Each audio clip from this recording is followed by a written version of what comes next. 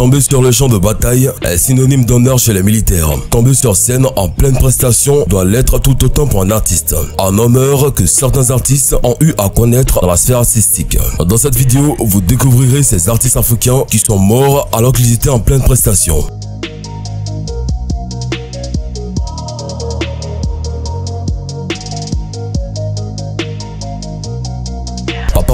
Papa Wemba occupe la première place dans ce classement des artistes africains morts sur scène. Le décès de Papa Wemba a choqué beaucoup, surtout ceux qui suivaient régulièrement cet artiste, parce qu'ils étaient au courant du concert qu'il devait animer à Abidjan. C'est sur cette scène qu'il a fait un malaise, à la suite duquel il a perdu la vie. En effet, Papa Wemba est décédé un dimanche à l'aube à Abidjan suite à un malaise alors qu'il animait un spectacle du festival musical des musiques urbaines d'Anoumambo, FEMIA. Une rencontre annuelle initiée par ces cadets ivoiriens réunis au sein du groupe Magic System. Seulement, le pape de la STAP n'est pas le seul musicien à avoir succombé micro à la main. D'autres artistes africains ont, comme lui, eu des malaises sur scène ou en allant à une prestation avant de partir jamais. Pendant quelques instants, la musique ne s'est pas arrêtée. Dimanche 24 avril, au cœur de la nuit abidjanaise, l'artiste congolais Papa Wemba s'est effondré en plein concert. Le chanteur, surnommé le roi de la ramba congolaise, est mort à la suite de ce malaise à l'âge de 66 ans. Fondateur du label Viva la Musica, en 1977, il avait découvert et influencé des générations de musiques africaines. En octobre 2014, il confiait à RFI Musique: j'ai toujours défini ma carrière en disant que je vais là où le métier m'appelait, mais il faut que ce soit fait dans de très bonnes conditions. Donc je suis allé très souvent en Côte d'Ivoire, au Cameroun, au Congo-Brazzaville, en Afrique du Sud. Ça fait plus de 40 ans que je suis sur scène et je dis merci au bon Dieu de m'avoir donné ce talent avec lequel j'ai traversé presque tous les océans. Moussa Ngom. Au pays de la Teranga, on a encore du mal à croire qu'il est décédé alors qu'il s'était représenté à la salle Just For You en face de l'université Cheikh Anta Diop à Dakar. Le chanteur sénégambien Moussa Ngom s'est éteint à l'hôpital Aristide Le Dantec à Dakar à l'âge de 61 ans après avoir effectué un malaise.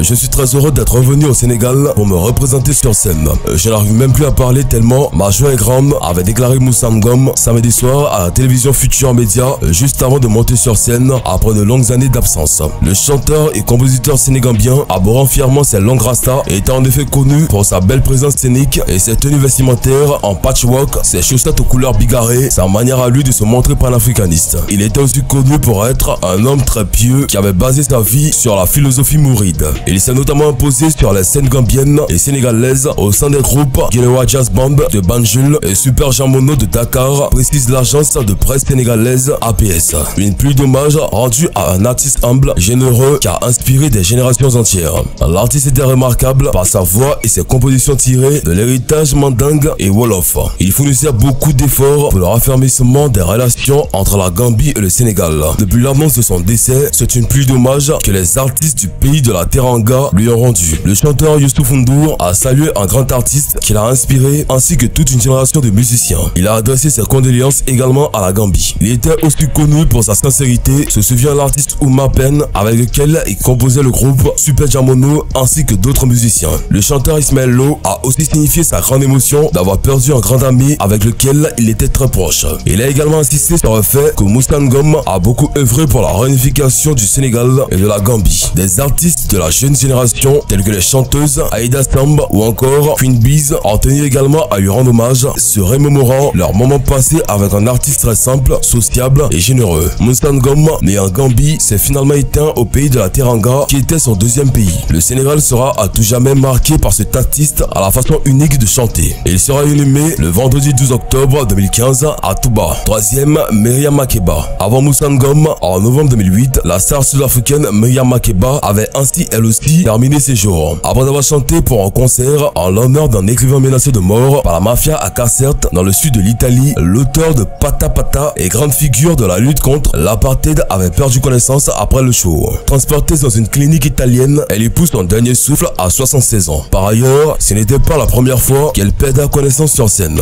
Invitée au Sénégal en 2004 par le producteur et initiateur d'Africa Fête, Mamadou Konté, Myriam Makeba a eu un malaise sur scène. Elle avait pris part à un plateau musical que Konté avait organisé pour le compte du plan Sénégal. Heureusement, elle s'en était bien sortie. Mais cette fois-ci, la chance ne lui a pas souri. Elle a rendu l'âme. Elle est morte comme elle le voulait. Chanter sur scène pour une bonne cause. Et ses chansons sont sorties des taxis et des radios alors que leurs compatriotes africains se débattaient avec leur chagrin après son décès. Meya Makeba, la maman Africa, dont la voix sensuelle a donné espoir aux Sud-Africains alors que le pays était en proie à l'apartheid, elle décédait d'une crise cardiaque après s'être effondrée sur scène en Italie. Au cours de sa carrière fulgurante, Makeba a joué avec des légendes de la musique du monde entier. Les maestros du jazz, Nina Simone et Dizzy Gillespie, Harry Belafonte, Paul Simon, et a chanté pour les leaders mondiaux tels que John Kennedy et Nelson Mandela. Son style distinctif qui combinait le jazz, le flock et les rythmes des turntables sud-africains a réussi à la faire bannir d'Afrique du Sud pendant plus de 30 ans. Ses mélodies obsédantes ont exprimé leur douleur de l'exil et de la dislocation qu'elle a ressenti pendant 31 longues années. En même temps, sa musique a inspiré par un puissant sentiment d'espoir en chacun de nous, a déclaré Mandela dans un communiqué. Il a dit qu'il était approprié que ces derniers instants soient passés sur scène. Makeba s'est effondré après avoir chanté l'un de ses tubes les plus célèbres, Pata Pata, a déclaré sa famille. Son petit-fils, Nelson Lee, était avec elle, ainsi que son ami de longue date, le producteur italien Roberto Meglioli. Voilà, c'est tout pour cette vidéo. Si vous avez aimé la vidéo, n'oubliez pas de vous abonner à la chaîne et activer la cloche de notification pour ne plus jamais rater une vidéo. Allez, on se prend bientôt pour une nouvelle vidéo.